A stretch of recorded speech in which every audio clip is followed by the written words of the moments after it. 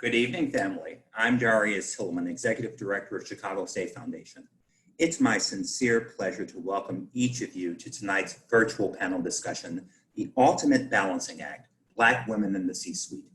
Tonight's conversation is sponsored by two fantastic organizations, and I mean that, Chicago State University and 95.1 FM Chicago, the heartbeat of soul.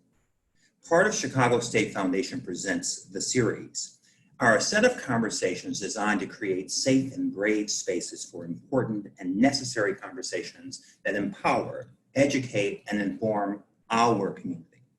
Black Women in the C-Suite allows us to have meaningful dialogue with some of the city's most dynamic Black women leaders. With fearless candor, this incredible group of civic, corporate, and nonprofit leaders will share their personal insights and experiences, as well as their successes and challenges managing the high wire act that is balancing family and career. Tonight's panelists will also share how they maintain physical, mental, and spiritual health with special emphasis on managing the ever-evolving new normal brought on by the COVID-19 pandemic, as well as share their thoughts on the continued attacks against the humanity of Black people, our Black men specifically.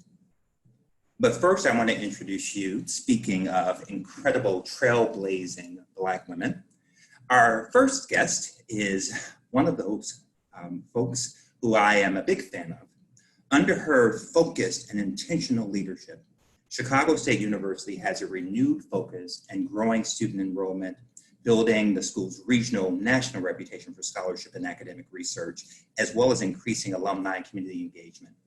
As a distinguished business and civic leader, she has played a significant role in the Chicago community for well over 30 years. Currently, she serves on the board of directors of the Ann and Robert H. Lurie Children's Hospital Medical Center Board, where she co-chairs the board's subcommittee on diversity. And just the beginning, an organization devoted to improving the diverse pipeline in the legal field. Prior to her current role, she spent more than 16 years as an assistant U.S. attorney in the Northern District of Illinois, where she served as chief of the General Crime Section. It is my absolute honor and my joy to present to you the 12th permanent president of Chicago State University, the indomitable Z Scott. Z? Good evening, everyone. And Darius, thank you for that wonderful introduction. I'd like to take this time to thank the Chicago State Foundation and 95.1 for engaging our civic leaders and our C-suite Black women in this important panel discussion. The Chicago State Foundation, which is our partner in education, provides tremendous financial support to our students. While the number of Black women attending college and completing college continues to increase, we know that there are serious issues of equity that remain for our sisters. The data shows us explicitly that Black women are disproportionately represented in low-paying jobs. We also know that there is a significant pay gap between Black women and white women, and even more significant pay gap between Black women and white men, and men of all races. That is an issue of equity. And at Chicago State University, equity is at the heart of what we do daily as a university. Our university, whose history dates back to 1867, is one of the beacons of hope on the south side of Chicago. We provide opportunities through our 5 colleges, which offer 70 undergraduate and graduate degree granting and non-degree programs. Chicago State University is considered a highly accessible university. In being so, we are permitted through our education to educate in ways that bring important workforce diversity to our city, our state, and our nation. And even in this new COVID-19 environment, Chicago State is committed to offering our students a pathway to life-sustaining jobs and better lives through a well-rounded liberal arts education. Our forward momentum, as Darius mentioned, is palpable. And it is centered around securing equity and opportunity for our students. Chicago State University is Illinois' only four-year U.S. Department of Education designated predominantly Black institution. 70% of our student body identifies as African American. 68% of our student body identifies as female, and that is significant. We are also named first in Illinois and tied second nationwide among public universities for equity in educating and supporting African American students, according to a survey that was conducted by the USC Center for Race and Equity. A degree from Chicago State University has a proven value. Recently, the New York Times reported on a study that was conducted by Raj Chetty, an Harvard economist, who studied social mobility and what happens with a college degree. The study looked at student outcomes and measured the likelihood that a student from a low-income background is able to move up two or more income brackets. The study showed that graduates of Chicago State University were among the most likely to improve their economic status with a college degree. So with that, I welcome you to this program tonight that is being presented by the Chicago State Foundation and 95.1. We know that you will enjoy the presentation by our talented C-suite professional Black women. And we hope that in listening to this program, you are encouraged, inspired, especially during these challenging times. And thank you for your presence here this evening. Thank you, President Scott. Listen, I have to just say this, there is nothing more powerful than watching a leader like President Scott. We talk about this a lot. We are both at the legacy phase.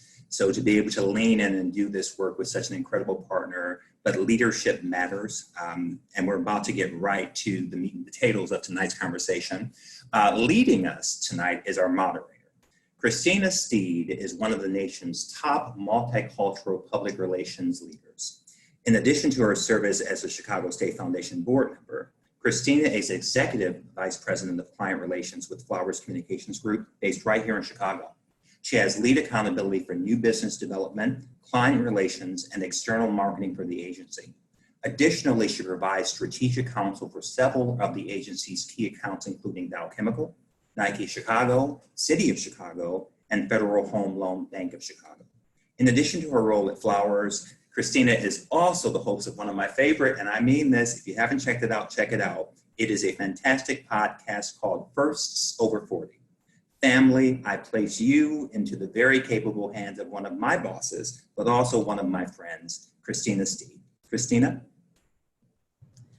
Hi, everyone. Thank you so much, Darius, for that introduction. And welcome to our virtual experience. We are bringing this to you from our homes. I trust everyone is staying safe and wise during this season. I thank Chicago State University, Chicago State Foundation, Darius and his mighty team, and President Z Scott for this opportunity.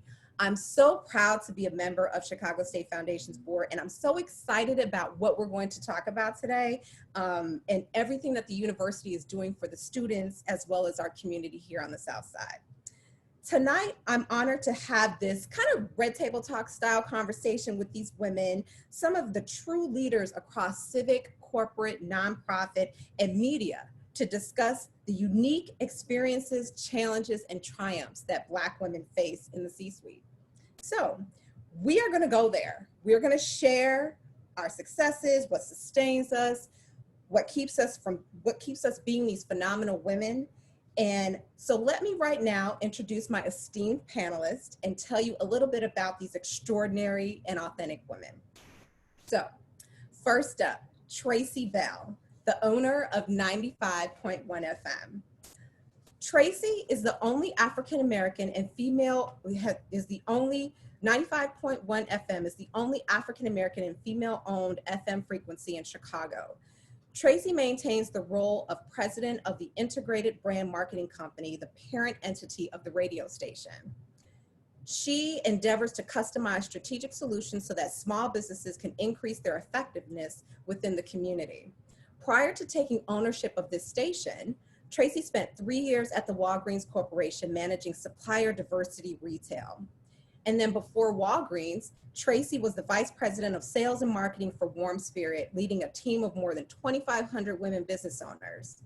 Tracy is a graduate of the University of Alabama, where she double majored in criminal justice and political science, which led her to the University of Alabama School of Law. She also holds a master's in business administration from Kellogg School of Management of DeVry University. Tracy has one son, and her personal mission is to build intersections where social, political, and economic opportunity crosses with grassroots strategies that revitalize communities. Welcome, Tracy. Our next panelist is Angelique David. Angelique David is the executive managing partner at Ziegler. In her role as executive managing director and chief operating officer and general counsel at Ziegler, she oversees all of the day-to-day functions of the business, which include legal, compliance, IT, human resources, marketing, accounting, research, and office services. Angelique is also an elected director on the company's corporate board. Prior to joining Ziegler, Angelique was a senior associate in the corporate department at Locke, Lord, Bissell & Little, LLP. Recently, she was named the 2018 Bronze Stevie Award winner for Female Executive of the Year.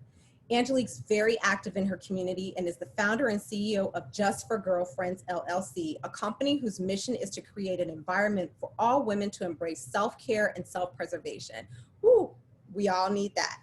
Angelique obtained her BA from Case Western Reserve University, magna cum laude, and is a graduate of the Northwestern University School of Law. Welcome so much, Angelique. Our next panelist is Wendy Lewis, Chief Diversity Officer of McDonald's.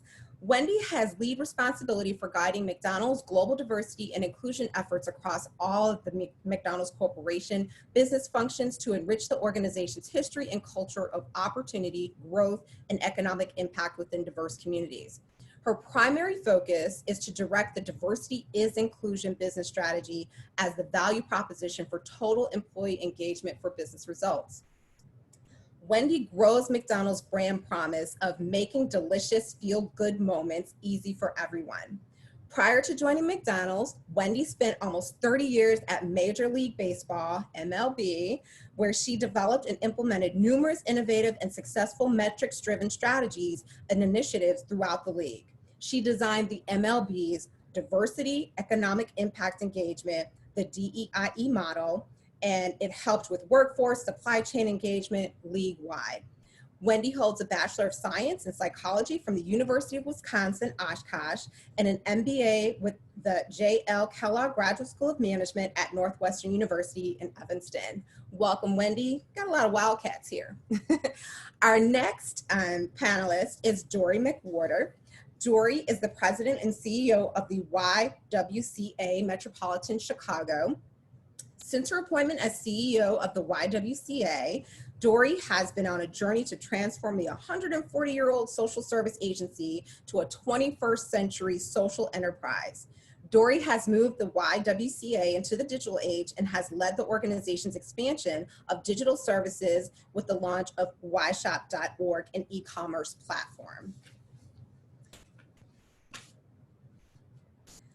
Dorri was included in the inaugural list of the Blue Network, comprised of the top 100 innovators in Chicago by Chicago Tribune's Blue Sky Innovation, and was recognized by Good City Chicago, receiving its Innovative Leader Award. Dorri received a Bachelor of Business Administration degree from the University of Wisconsin-Madison, a Master of Business Administration degree from Northwestern University's Kellogg School of Management, and an honorary Doctor of Humane Letters from Lake Forest College. Welcome, Dorri. And then finally, we have Andy Zopp. Andy is the president and CEO of World Business Chicago and Chicago State University's board chair. As president and CEO of World Business Chicago, Andy leads the organization's mission of inclusive economic growth, supporting businesses, and promoting Chicago as a leading global city. Most recently, she served as deputy mayor, chief neighborhood development officer for the city of Chicago. Andy served in the U.S. Attorney's Office and was the first woman and African American to serve as the first assistant in the Cook County State's Attorney's Office. In these roles, she fought to keep neighborhoods safe from taking on illegal guns, violent crime, and gangs, worked to protect victims of domestic violence and sexual abuse. A graduate of Harvard College and Law School, Andy lives on Chicago's South Side with her husband, Bill, and they are proud parents of Alyssa, Kelsey, and Will, and the proud owners of 4 cats and 1 dog. All right, Andy. Thank you all so much for joining me tonight, and I'm sure everyone is going to really benefit from this conversation. So without further ado, I'd like to get started. We are in what has been said over and over again, unprecedented times. This pandemic has slowed a lot of us down. The news cycle of it has been very weary on our souls. And then we have the added challenge or impact of what the news cycle most recently has introduced into our psyche and our conversation. So I really just kind of want to check in and see how everyone is doing. And even with the most recent news cycle information, kind of how is that making you feel? I want to start with you, Andy, in terms of that positioning. So thanks, Christina, for having me. Thanks, I'm so honored and thrilled to see good friends and my fellow panelists here tonight, and to welcome all of you. I feel overall, I think I'm hanging in there like everybody else, have good days and bad. I start from, the truth is a very privileged position. I have a job. I have a home to shelter in. I have enough food.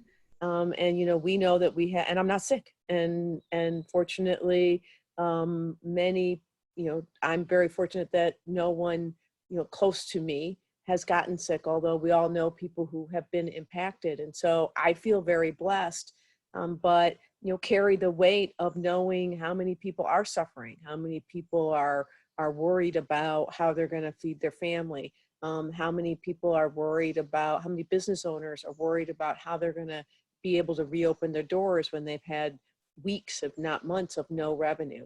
And so it's a tough time. And I think it's a particularly tough time for Black people, because now on top of just having to deal with COVID and shelter at home, we also have to deal with the fact that we're having a disparate impact on our community. So we're more likely to get sick. And when we get sick, we're more likely to get seriously ill. And then the world has not stopped in terms of the impacts on Black people.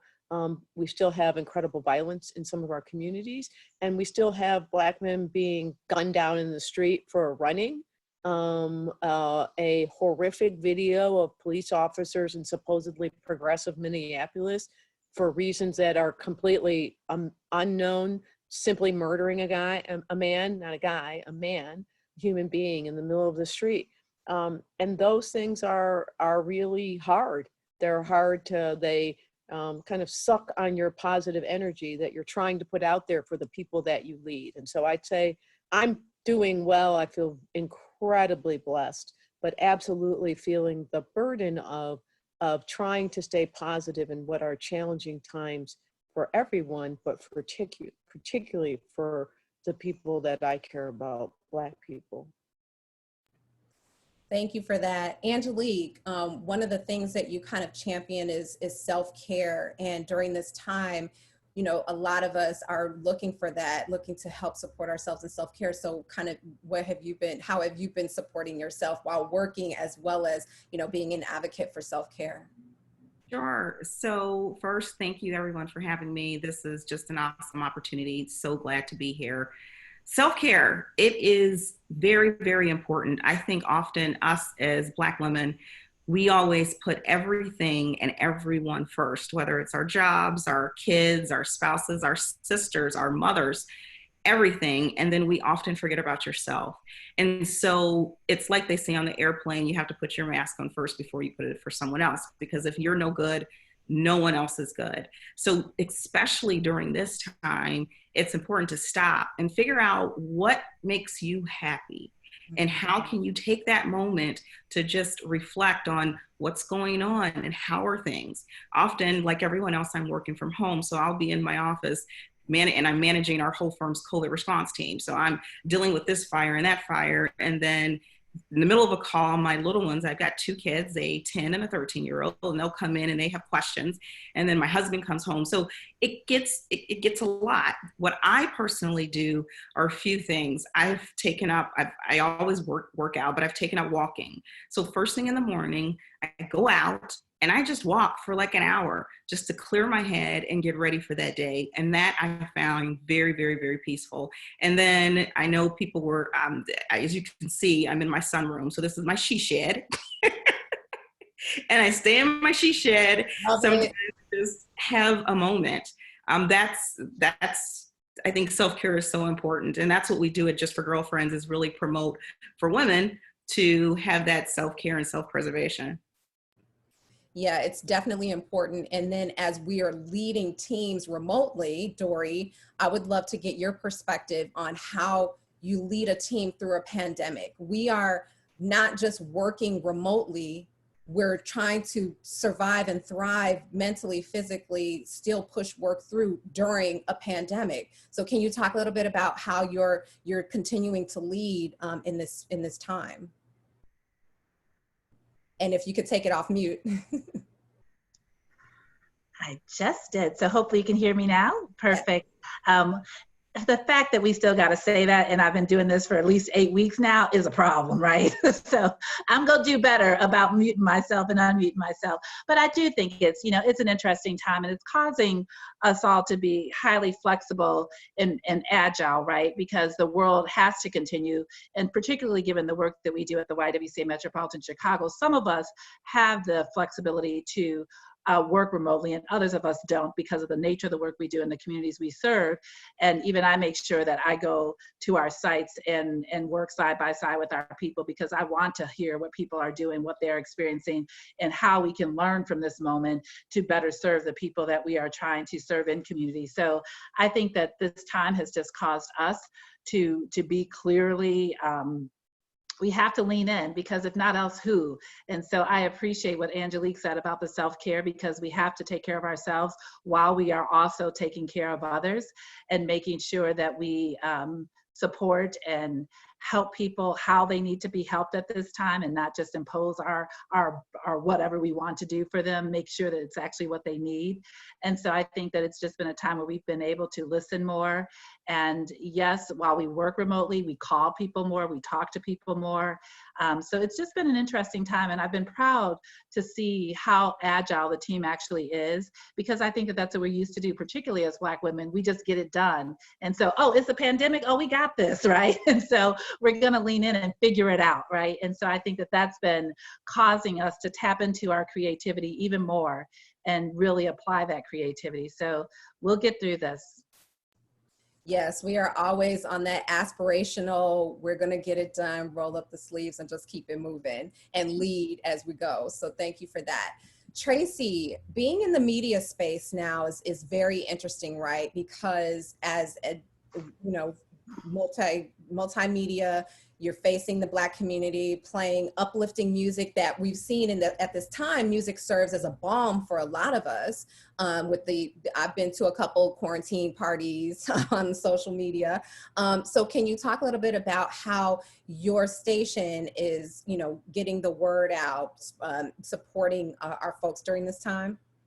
Yeah, absolutely. Thank you for having me.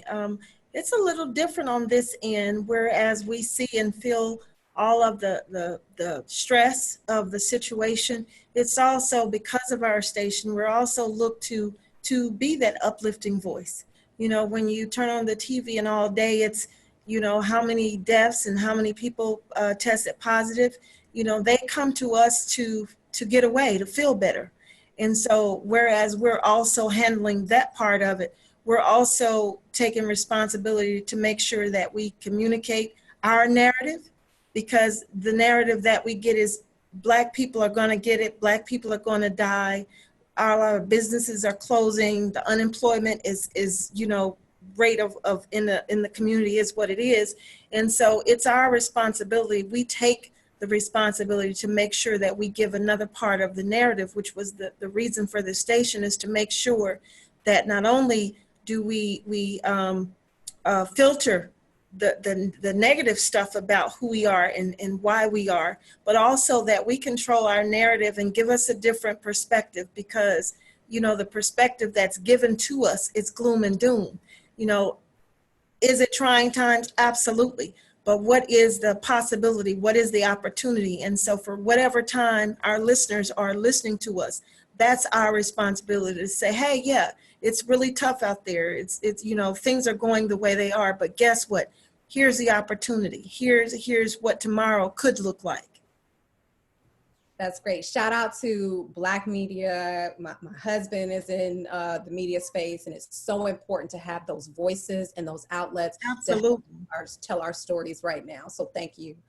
Wendy, as you are in the diversity and inclusion space during this time and working with, you know, the behemoth that is McDonald's and how they are transitioning during this time, how you're supporting the owner-operator community, the corporate community. Can you talk a little bit about how diversity and inclusion still is at the forefront of the conversation during this time?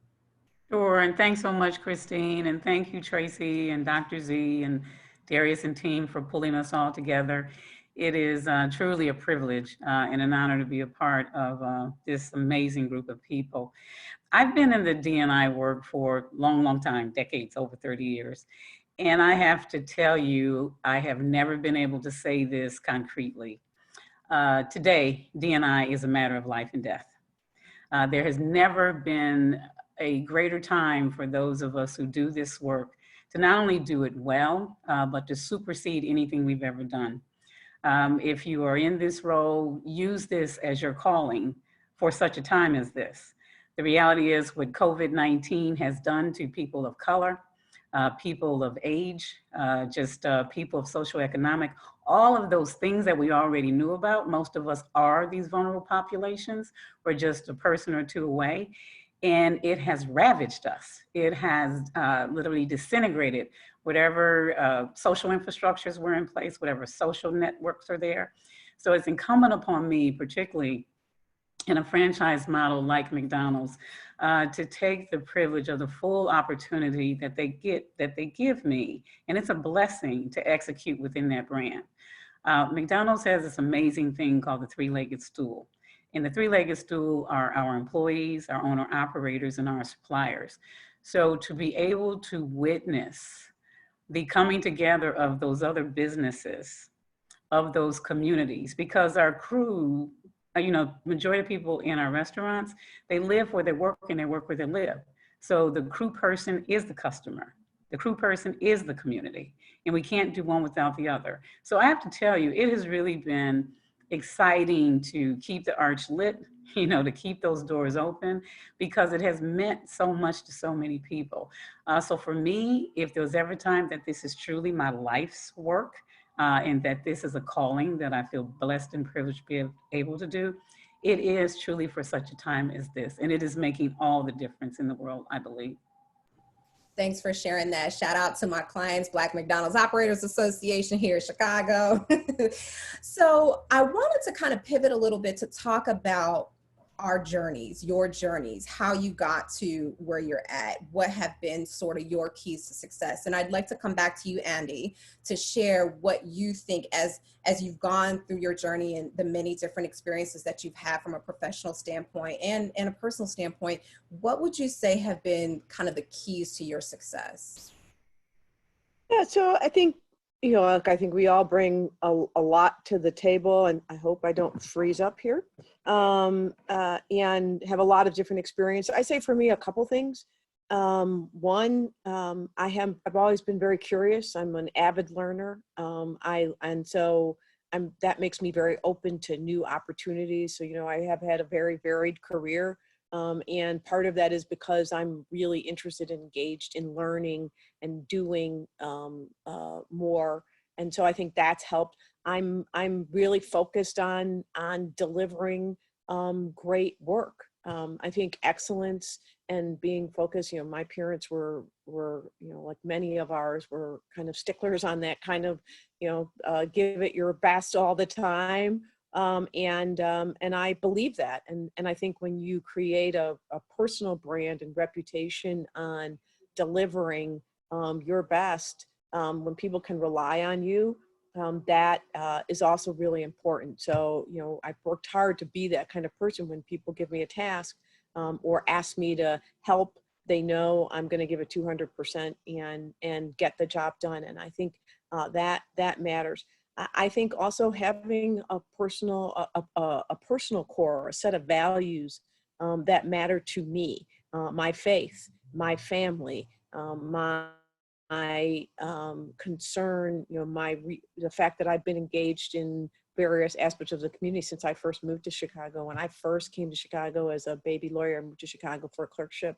I led a Girl Scout troop because I wanted to be engaged and involved. I didn't have any kids, and running a Girl Scout troop of 6-year-olds when you're in your 20s is a really good form of birth control. So I did that, but I've been engaged in working and helping out in the community, you know, my entire life. And so, because that's part of, that feeds me, you know, it goes back to Angelique's self-care. For me, that's part of self-care. So I think those things, having your own a set of personal values that guide how you function all the time, you know, personally and work, having a strong focus on excellence and delivering and being reliable, and also having being a learner, a lifelong learner, and being willing to do that, I think have really been very important to me. And not being afraid to ask others for help. I've had a wide variety of mentors over the course of my career because I've never been afraid to ask for counsel or help. That's truly important, because a lot of people see that help ask as vulnerability, and a lot of us have a tough time with being vulnerable, but it helps us along the way. So Angelique, I'd love to, you know, pose the same question to you, but through the lens of the successes that you've had, what would you tell now your 21-year-old self? Oh, that's a good one. So it was great hearing Andy's response, because I would give, and I'm sure all of us panelists who have gotten to this point would give the same answer, that excellence in everything, that dogged determination, that resilience, that everything. But if I look back, I would tell my 21-year-old self to slow down. Frankly, I would say slow down. So being the same way, you get it done, you do 200%, you run. I have been blessed and have had great success very, very early. I was general counsel of a national 110-year-old investment bank. First woman general counsel they'd ever had. I was 33. That was great. I finally gotten to where I wanted to be. I'm now, and I'm not going to tell my age, but I'm now the director and one of 3 people running the firm. I'm the first African-American or woman director of the firm ever. So I got very far very quick, but with that comes stress, anxiety, comes things that you don't know are going to be there. And I did not need to rush so fast. Sometimes it probably made sense to stop and smell the roses. Now, when opportunity knocks, yes, you have to take it, but I have always been that person that, okay, here's an opportunity, let's go. I'm going, you know, I was that ambitious person when I was at the firm. I said, you know what?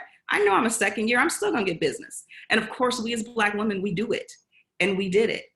But with that, you get there kind of fast and you look around and you say, okay, wow, what's next? And did I miss opportunities to stop and take care of myself along that path? Which is a lot of what took me to open the side business Just for Girlfriends, because I realized at some point that I needed to stop and slow down, or I was gonna burn out.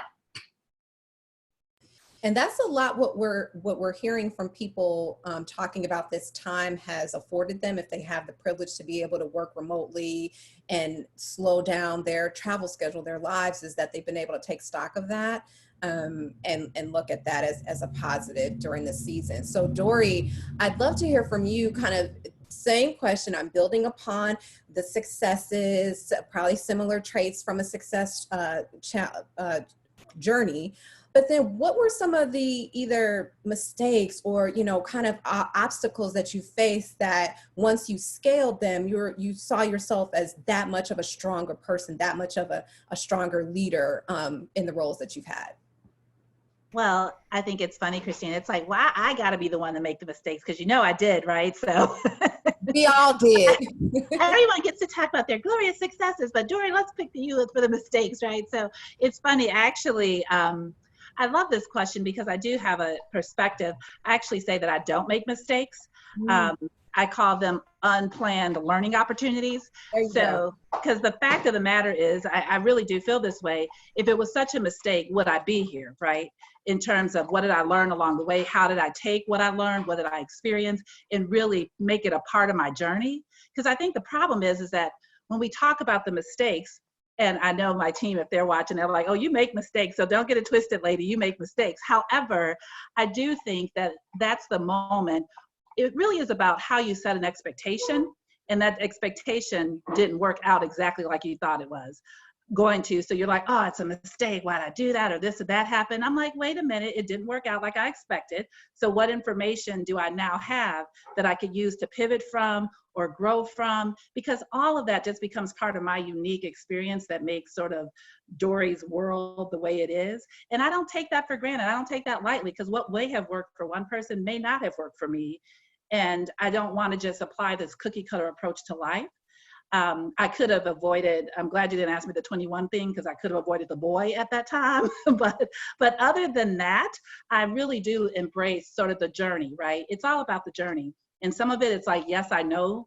And so if it turns out good, we're like, oh, wow, that really worked. But if it doesn't turn out how we expected, we're like, that was a mistake. And I'm like, no, I don't think so. I think what it is, it's a learning opportunity.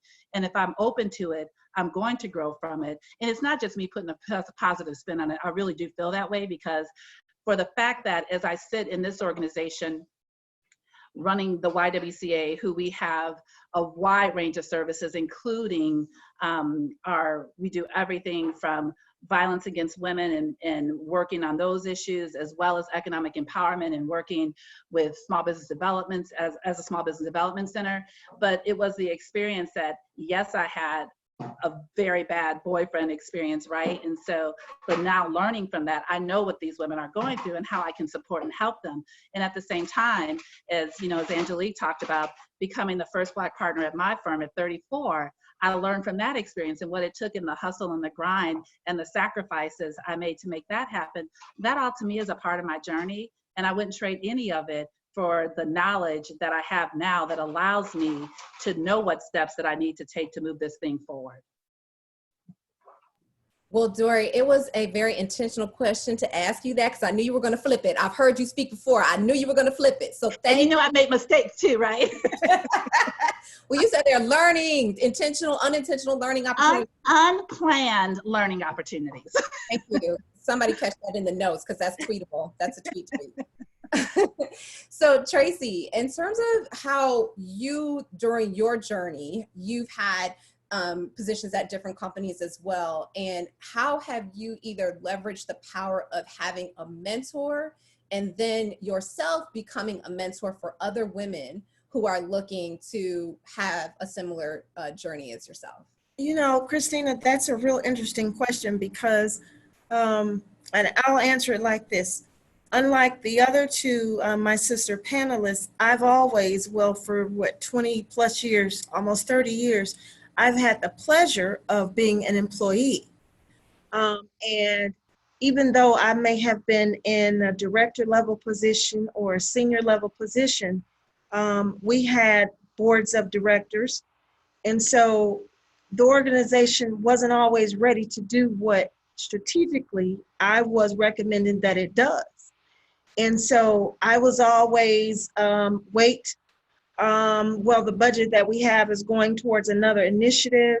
And so I always was sitting already with, a gazillion ways to strategically move the organization along. And it wasn't my turn. I wasn't the popular kid in the company.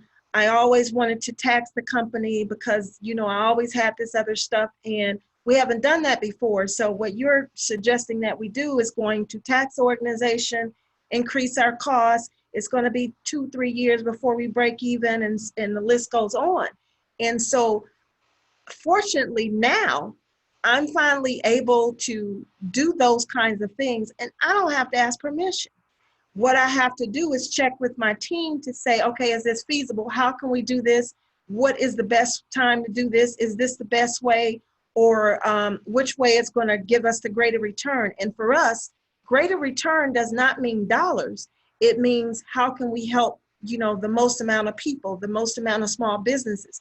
And so this whole pandemic thing is a little different for us because, they call us the game changers. Well, we really are. And sometimes it's in our own personal space because we'll have to ask permission. All we have to do is make sure that we are mission correct, on purpose, and doing it for the right reasons. And I always say, anybody that's around, if you're around for money, I promise you this is not the right space. Money will follow you, but if you're not mission driven, this is not where you want to be, because we're going to do the most difficult thing, the thing most of the time that's against all the odds, the thing that's going to take the longest amount of return. But if we do all those things and do them right from the right intention, we'll have to worry about money. It will come. Now, it may be a slower route, but along the way and the money coming, we've helped people. The return for us is making sure that our communities are solid, that we've given the right message, that we've provided information and education and some entertainment. And we always say, we want to demonstrate that we understand the African-American experience, but more importantly, we want to celebrate it because we're not often celebrated. And so, I'm sorry, it probably took the long way around with your question, but in terms of how we do what we do and what's the best route and what opportunities this has come and what's the best way to, we follow purpose and we follow mission. And sometimes that's not about us individually, it's always about somebody else. And so if we are bold enough and gutsy enough and courageous enough to put what we want second and make sure that we are meeting the needs of the community at large, then we win. The money will come because all the people will be here. And media, if all the people are here, that's their measurement.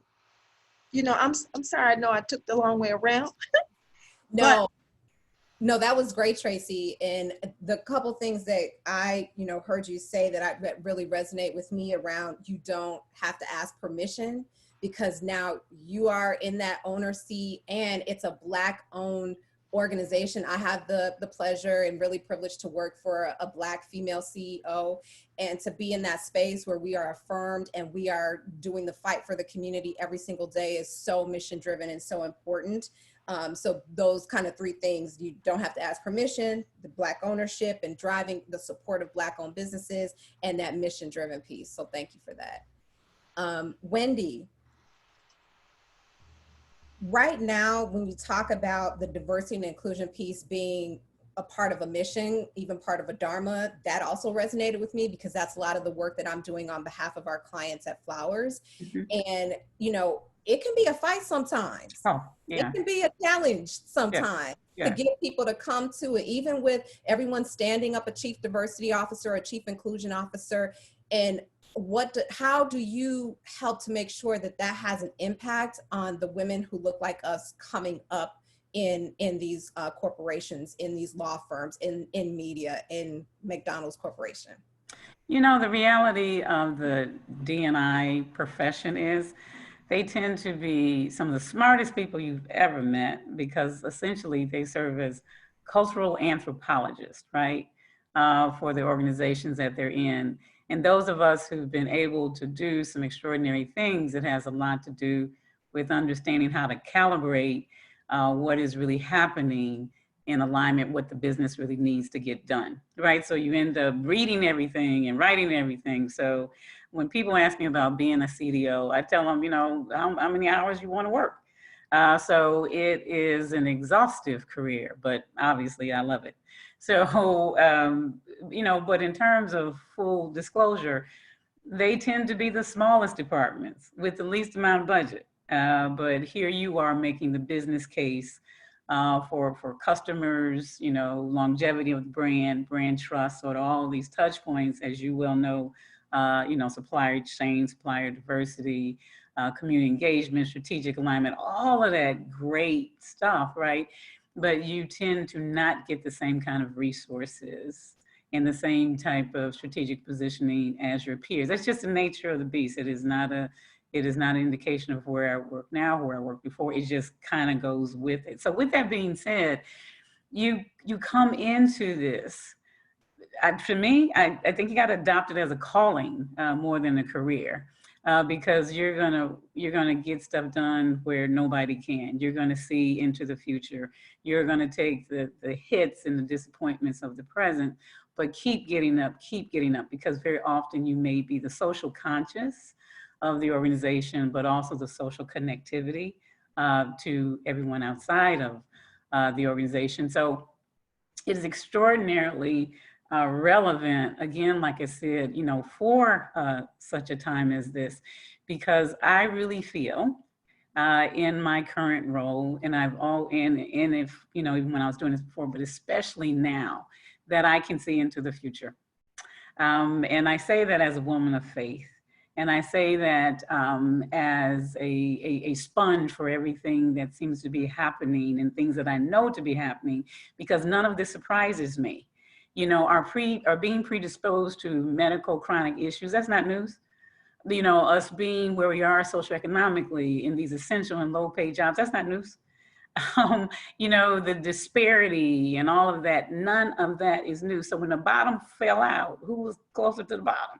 So, so that may not sound very pleasant or encouraging, but I think because of that, what I do is try to straighten crooked rooms. And the advice that I give particularly to my sisters is, I will do the best that I can to encourage you, to teach you, to counsel you, to pray for you, to learn how to stand straight, even in a crooked room. And I learned that from reading Melissa Harry's book, Sister Citizen, like years and years ago. And that I've never forgotten. Another lesson that I have never forgotten is something, Christina, you've heard me say it. I believe in this, that faith is believing in advance what will only make sense in reverse. Faith is believing in advance what will only make sense in reverse. And those are the kind of things that I keep in my toolkit. My toolkit is a combination of my faith, my family, my friends, and all of that goes into what I do professionally, how I live personally, and the advice that I give to anybody coming to this space or any of the spaces that we're sitting in. But for now, just helping people to get out of this alive. And that's just my point of view. Thank you for sharing that. That is such a tweetable, quotable, post it on your mirror. Thank you so much for that. Because this time, I think a lot of us are leaning into our faith. I am very happy for the virtual church services that I'm able to attend to just help to bolster me during this time. Andy, question for you around kind of, again, your journey and your background. I've seen a number of photos that you've been in through the years, and you've literally very oftentimes have been the only woman in the group. I mean, woman of color, but really the only woman in the group. Do you feel pressure at any time to either prove yourself or hold space at that business table populated by oftentimes the majority white men? And how do you kind of counter, you may have gotten to a point in your career where you're able to counter that self-doubt or that imposter syndrome that some of us have had on our journey to work through that. So if you could share your perspective on that. Yeah, look, I think this is actually a strength for Black professionals and Black women professionals in particular, because for most of us, I'm sure this is true for everybody on this panel, we couldn't be successful where we are if we couldn't manage being the one of, or the only one, or the unique one, or influencing people who don't look like us, who don't have who have very different perspectives. And that's a huge skill set. So is, when you walk in a room and people think the only reason you're there is because of you're Black and a woman, not because you're smart and smarter than they are. That's a real upside. That used to happen to me all the time when I was trying cases as a prosecutor. People assumed, that I wasn't very good, that I got the job in there because, to fill some diversity quota. And that can be it can get exhausting, but it's also a strength because you know that you're good. And then when you deliver, oftentimes you get that benefit, you get that extra plus because people are like, oh my God, you actually did a good job. Because they assumed that you were going to.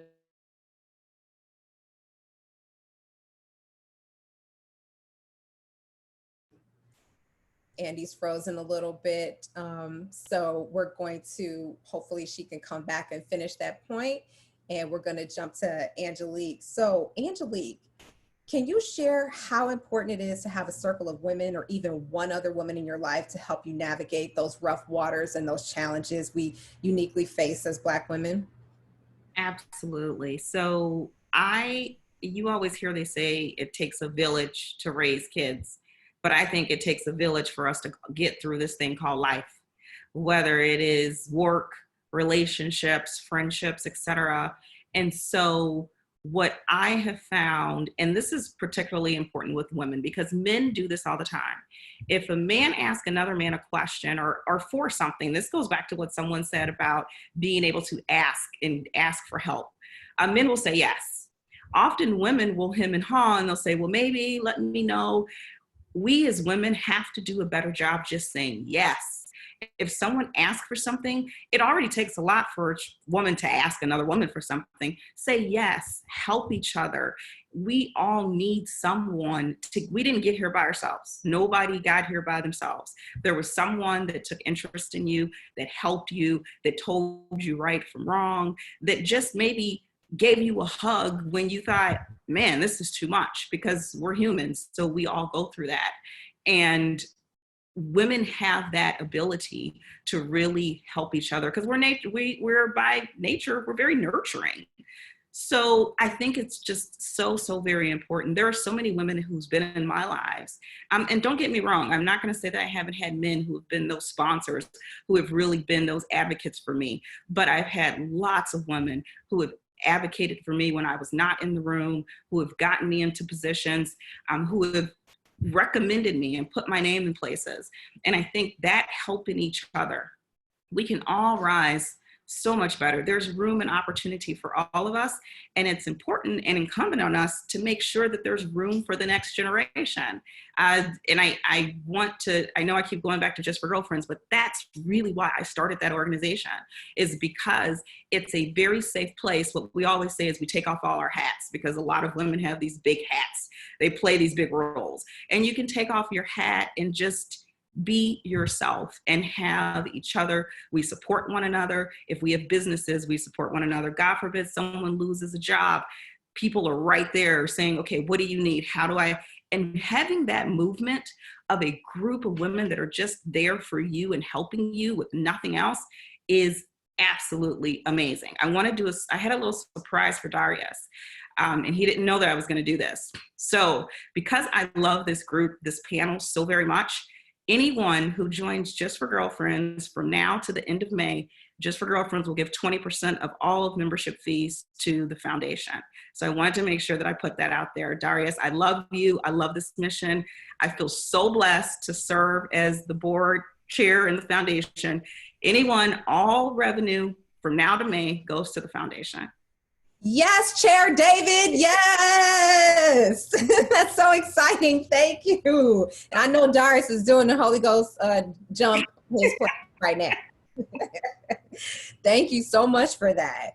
So Dorri, in terms of advice, so you've given us unplanned learning opportunities. In terms of the advice that you've received, what can you share? What was the best advice that you received related to moving through professional spaces, whether it was as a woman, as a Black woman? Like, what is some advice that kind of stuck with you? You know, it's interesting. So this panel, because I just have so much admiration, has really sort of taken down any filters that I may have had. And so I have to say, which are very few, by the way, anyway, but I have to say that as I reflected on this question, I think about that most of the advice I received was just horrible. And that's what I've learned since then is that, one, never take other people's advice. Let me tell you why, though, because it's a perspective that's based on their lived experience. And sometimes it applies and sometimes it doesn't. And I think what ends up happening, and even when people ask me for advice, I often just say that I'm going to provide you a perspective, but do know that this is based on what has happened to me, because everyone, no matter what it is, it always starts off with the highest level of risk aversion to anything you're asking them, right? They're always going to give you the, oh my God, this is the worst thing that could happen, right? And so I appreciate that. But what I've seen is that I value the perspectives of people that I feel are aligned with my values. So I don't ask random folks questions, because I think it's so important to make sure that you are getting input and seeking input for people that are, one, aligned with your values, and as well as recognizing and taking that with the knowledge that it is going to be very directly influenced and informed by whoever and whatever happened as a result of whatever they experience, right? And I think that's important, because people, I reflect back on, for example, when there's so many thoughts of bad pieces of advice that went through my head, but I remember when I was about 28 years old, and one of the people that I looked up to at the time, mostly because of the level that they were from a career perspective, I asked them about making a certain move, and they're like, oh, you should never do that, blah, blah, blah. And I did it anyway, and so glad that I did. But what they said to me at the time, and particularly because I was at this particular time, I was 28, and they're like, oh, you shouldn't make this move, because, you know, they were thinking that it would reflect badly on me sort of having multiple different career moves at that time in my career. And it had been one of the best things that happened to me. And so that's when I finally decided, you know, I got to stop listening to people, because they don't know. They only know what they know, as opposed to understanding that there's a richness in getting perspective from people, but then filtering that through your own and trusting yourself. Because that's the problem too, when I feel sometimes when you take other people's advice or ask for other people's advice, that you're almost sort of absolving yourself from taking responsibility to be able to say, hey, you know, okay, this is a piece of information. How should I process it? How should I, you know, integrate that with other pieces of information that I have? Because at the end of the day, you have to leverage all of that and put all of that information and data together, and not just, you know, people that take people advice and come back and like, I did what you told me to do. I'm like, I didn't tell you what to do. I gave you a perspective. You did that, right? And so I think that's why I'm like, so I just literally say all the time, I don't give advice and I don't take other people's advice. I do ask for perspective, because I do want that information, but it's a data point, and I need people to stop taking advice and actually seek information and get data points and process that and integrate that for themselves, because at the end of the day, they're the ones that are going to have to live with whatever they decide, and you just can't blindly take other people's insight and apply it directly to yourself without doing that processing, integration, trust of yourself, trust of your gut. All of those things matter. No, I Hey, think Christina, can I add something to that? Now that I can talk, Yes. hopefully if I freeze up, and apparently I can't, but I just want to say, I think that's also about using it as an opportunity to bounce what you're doing off your perspective, off of somebody else, and really clarify why you're thinking about doing it, what you want to do. And sometimes those perspectives, even if they're disagree with what you want to do, help you clarify how you think about. Oops, I muted myself. If you can't articulate what you're trying to do, then maybe that's the reason you shouldn't be doing it, not because somebody told you not to. So I think Dorri's point is really well taken. It's not about having somebody else tell you what to do. It's about taking what you're thinking, bouncing it off that different perspective, and sometimes also it's really important to get perspectives of people who think differently from you. So you can understand how someone else might see what you're doing. Doesn't mean what you're doing is wrong, but other people might see it in a particular way, and it's good for you to understand that. And I think that view of really knowing what you're doing, but being able to talk to people about it, and helps hone your decision-making process. And I think Dorri tagged that, and it's really important for people to think through. You don't want somebody else to tell you to do. You want somebody else. Another frozen situation, but Andy, great add on to what Dorri said. Tracey, I would love to know the perspective you got or how you processed it when you entered into the media space. Media is not for the faint of heart.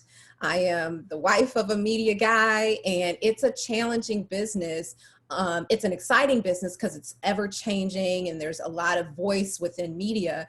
But I would love to know why does your ownership of the radio station in the third largest media market in the country with a significant African-American population matter?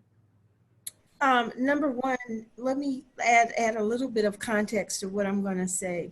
I was in the radio space probably between 1991 and 1994.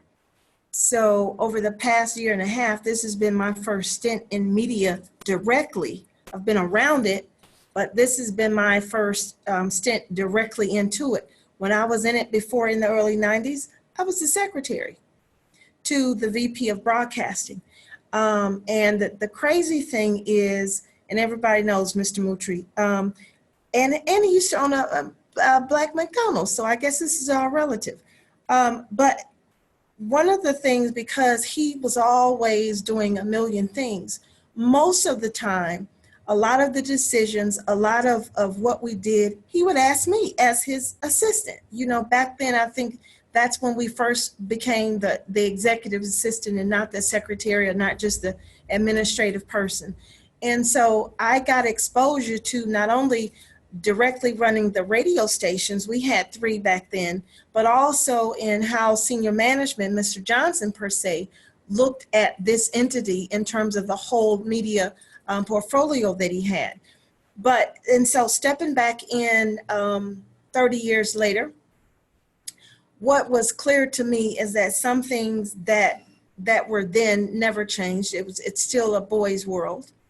And so I just had an incident literally about 48 hours ago where there was a question that I had, and we're trying to launch a project. We Are Chicago, by the way. We Are Chicago is a project whereby the radio station is partnering with all the Chicago artists. It's sort of like We Are the World meets COVID-19. And the monies that's raised from the song We Are Chicago are all going to be donated to small businesses. And so this week, we have the great opportunity to actually record the song. And so I had made some calls to make sure that the resources to record are there. And instead of the answer coming back to me, the answer went to the guys. And what I got is that the guys are going to decide, and oh, by the way, we worked it out. That's not what I asked you. I asked you 1, 2, 3. And so what's stepping back into this space, number one, as a Black female, it's so poignant that we have this panel this week. A lot of things that have evolved, not really. And a lot of things that I find out, I always go back to something Michelle Obama said when she said, you know, we always are very intimidated by who's in the room until you start listening. And it's like, wait, that nobody is any more intelligent than I am. And so when I start, re-engaging in this space, it's amazing to me how things have not progressed from the 1990s. And B, I'm amazed at how when we being 95.1, bring instances of innovation and the way we're going to do things and differently, everybody is still like, oh my God, that's not the way it's done. That's not the way it's done. I'm not here to do it the way it was done. I'm here to do it the way it should be done to help the most amount of people. And more importantly, the game-changing way.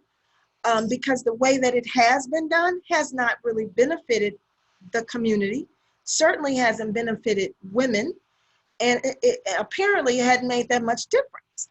And so I didn't step into the space to do it the way it's been done. I stepped into the space to change it and to make sure that we could make an impact based on, the atmosphere, based on the call for today.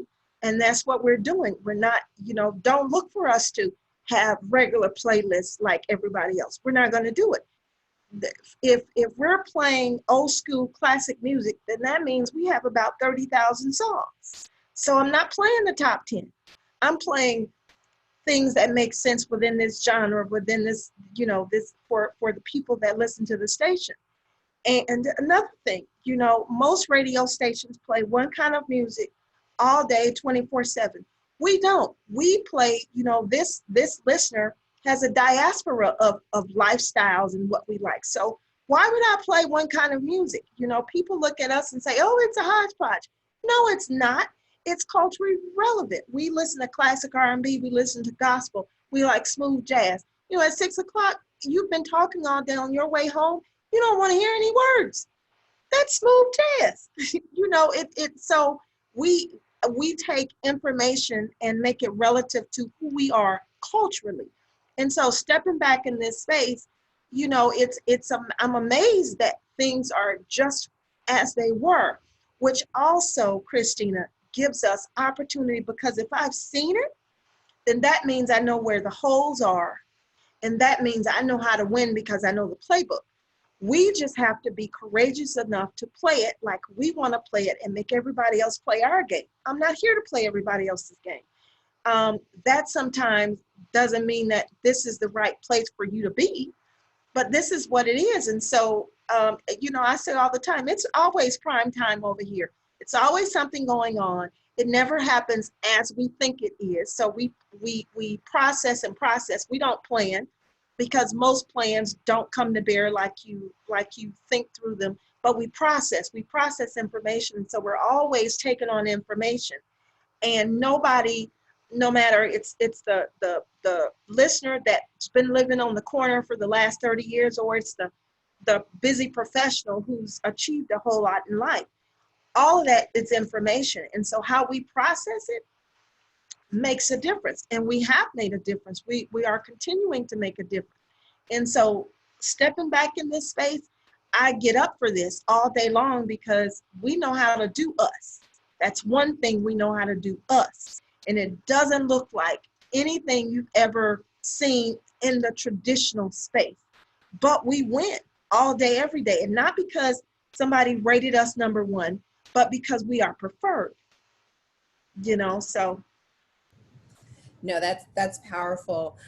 Thank you for that. So we are at the time where we're going to open it up for audience Q&A. So please submit your questions through the Q&A function in Zoom, and we'll be taking those shortly. So piggybacking on what Tracy talked about, in terms of making decisions, and sometimes being innovative and making decisions that are different than what has already been done, sometimes not everybody likes that. Sometimes not everybody's checking for that.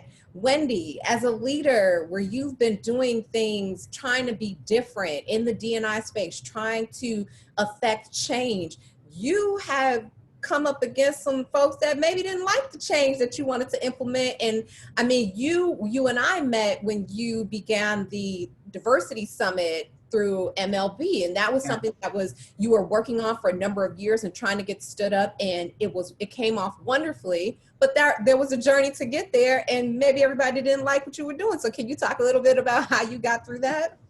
Christina, I have fond memories of getting yes, no, maybe for 7 years before it was a true yes.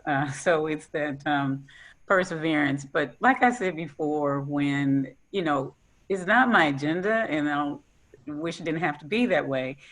But so often, for decades, I've been walking in rooms that are not balanced. And so the reality is that's been my DNA. That's been my perspective. How do I make more straight this crooked room? Because it's crooked. Ain't nothing wrong with me.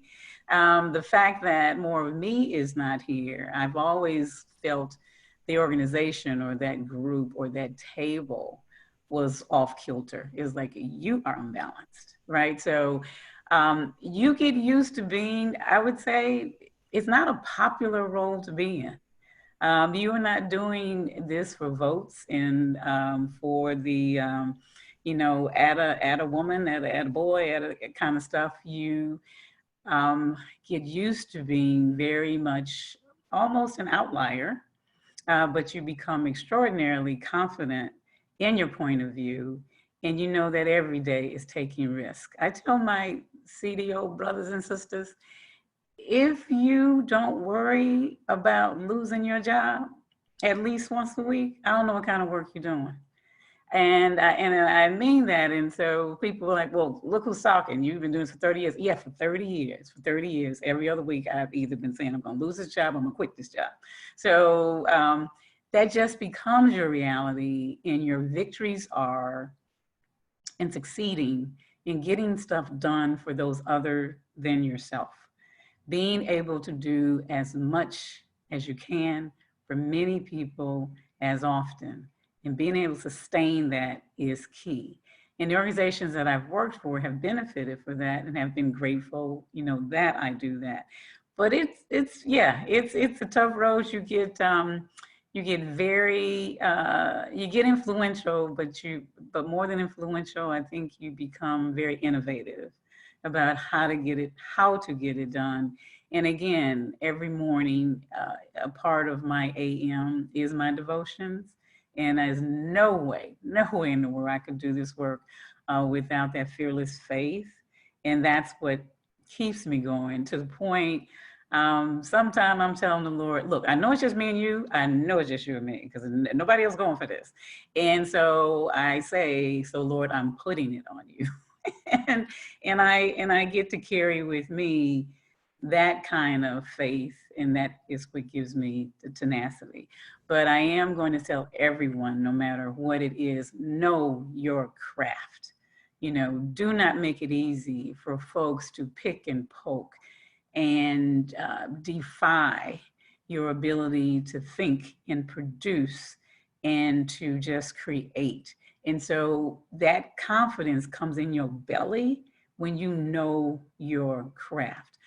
Put in that time, be wise about it, ask a lot of questions, stay a student. And to me, that makes all the difference in the world. Because other than that, you won't last very long doing anything. Amen and amen. Thank you for that word, Wendy. So we are going to turn to the Q&A that we have from our participants. So question for you, Dorri.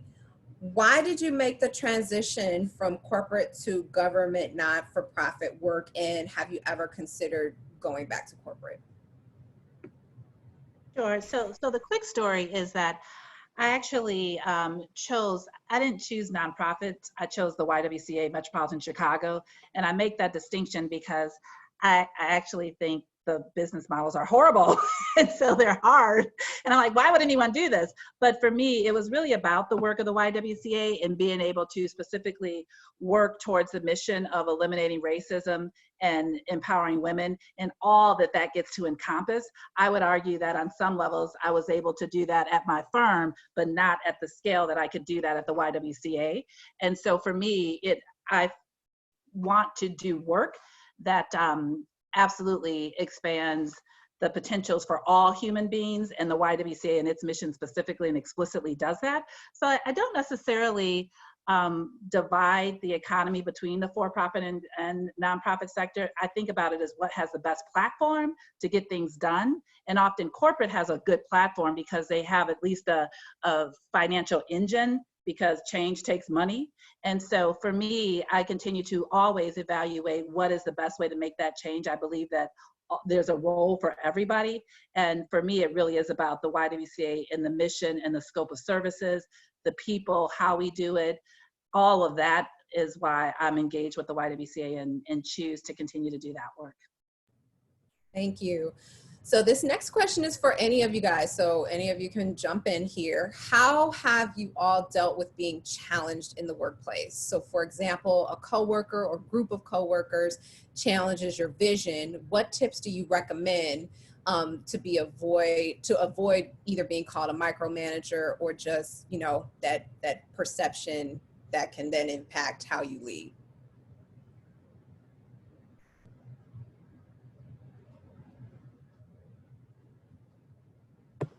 Okay, I'll go if I don't freeze up. Thank you.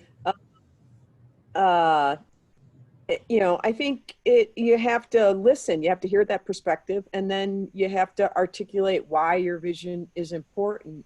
I think you can't be threatened by people questioning your goals and your vision. You have to stand up and support them. When you're a leader, though, I think you do have to have that open conversation with your team about what you're trying to do. Sorry, I keep muting myself. When you get aligned, then people have to get on board the ship. And if they can't get on board your ship, then they have to go get on somebody else's ship. So I think that's but I don't think it's a problem to be challenged or questioned, if it comes respectfully. I think it's an opportunity for you to articulate why you're trying to do it. Sometimes people, because they bring those different perspectives, can help you enhance your vision and what it is that you're trying to do and make it even better. So I will say that I don't like it, by the way. I just want to be clear. Like the first time, internally, you're like, well, who told you that you could talk about my thing? But you just can't say that out loud. You can think it in your head, but then you have to be open to those other perspectives. Thanks for that. Angelique? Yeah, I would add, very similar to what Dorri said, that's an opportunity. It's about winning hearts and minds. When someone challenges you, that's an opportunity to win hearts and minds, because good leaders, no one follows an omnibus company. People follow people. People work for people. No one works for an omnibus company. They work for individuals.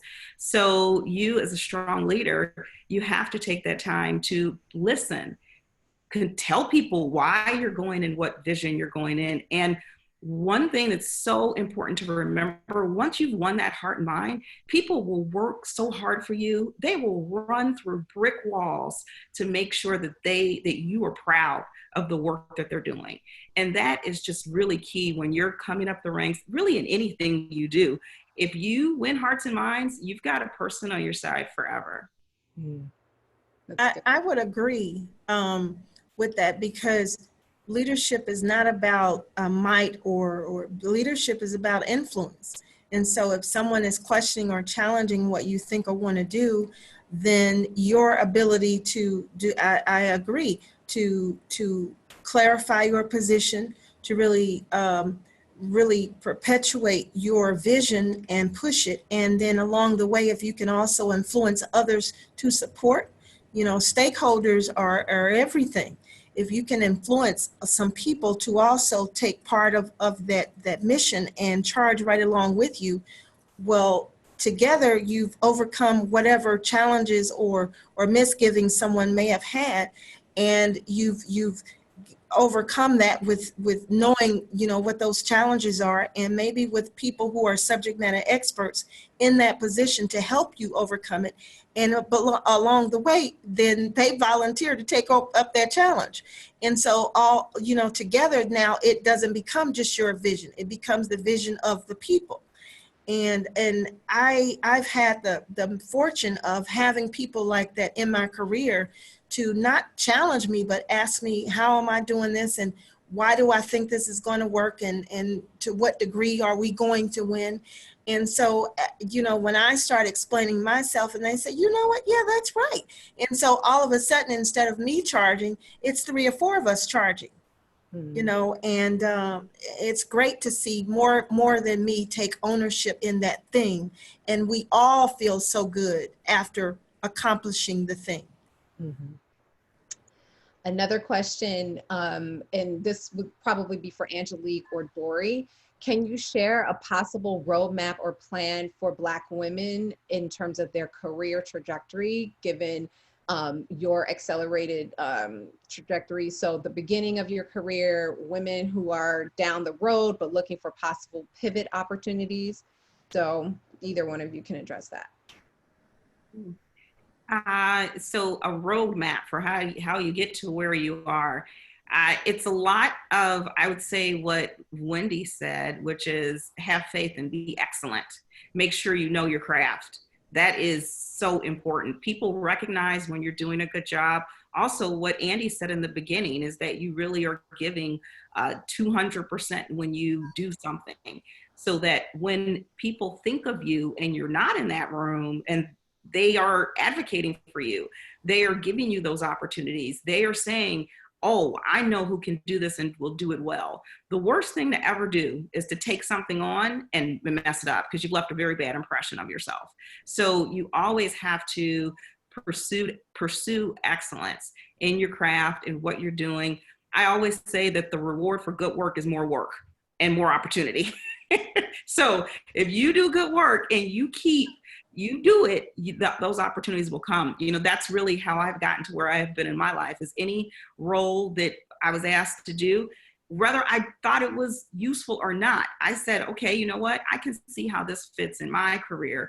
I can see how this gives me an additional skill. Maybe it wasn't the skill that I thought I wanted at that moment, but it really set me up for something else that I didn't even know was around the corner. So a lot of the opportunities that I've had, I took on things, perfected it, and then the next thing you know, bam, you have an opportunity for something that you never ever expected would be there. So I would say strive for excellence, do your best, be your best, and good things will come.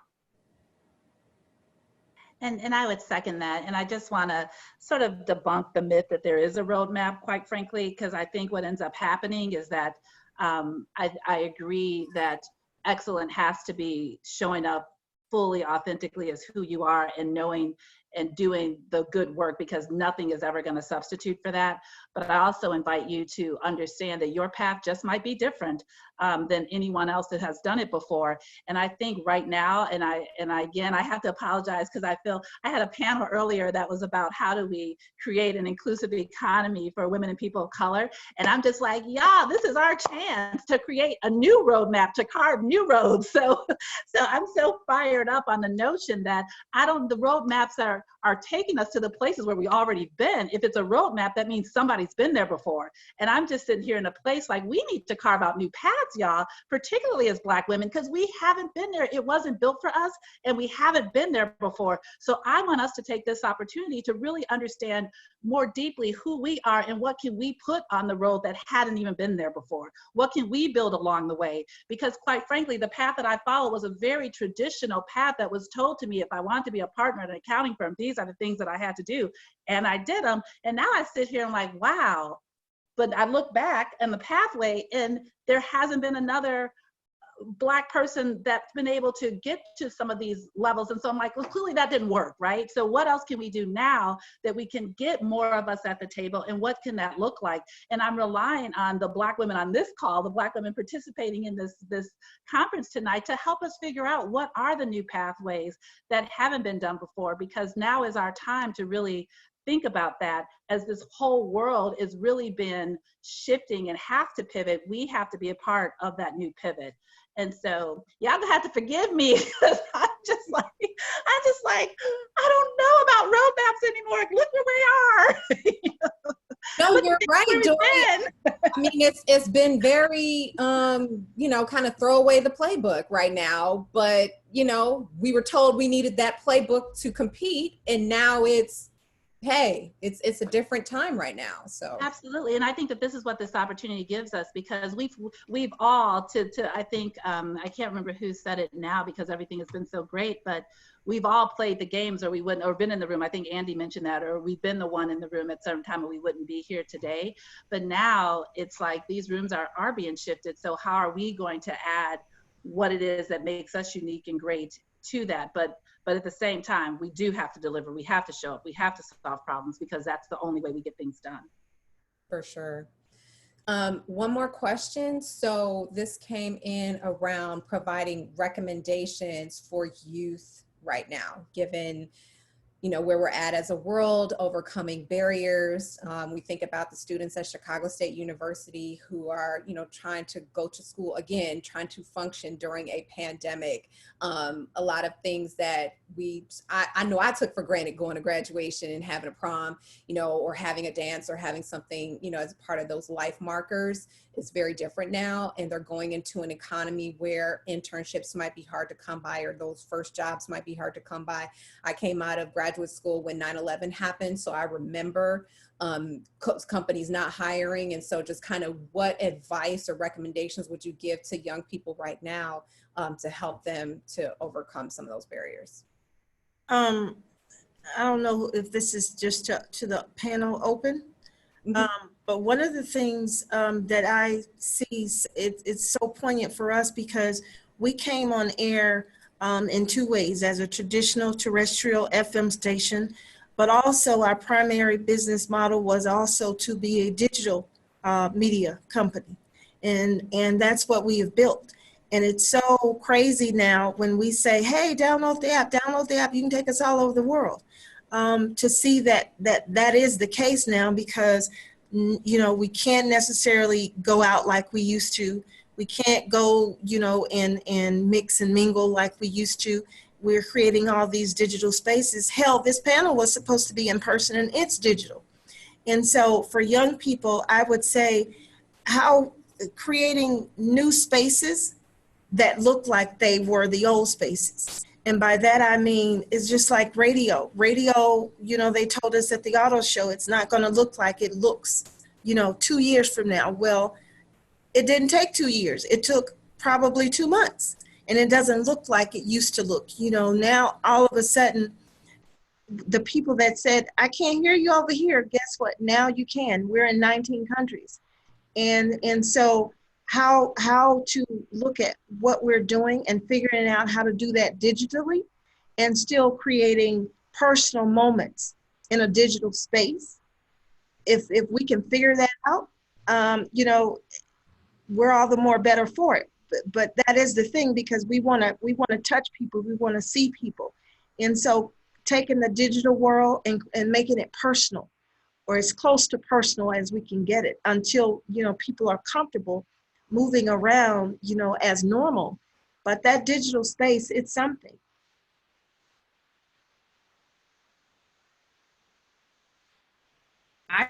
I would echo that. COVID-19 has opened up the world for independent and innovative thinking. There are so many things that have occurred that you weren't thinking about. January, who thought we would have been having parties online, having webinars, using Zoom?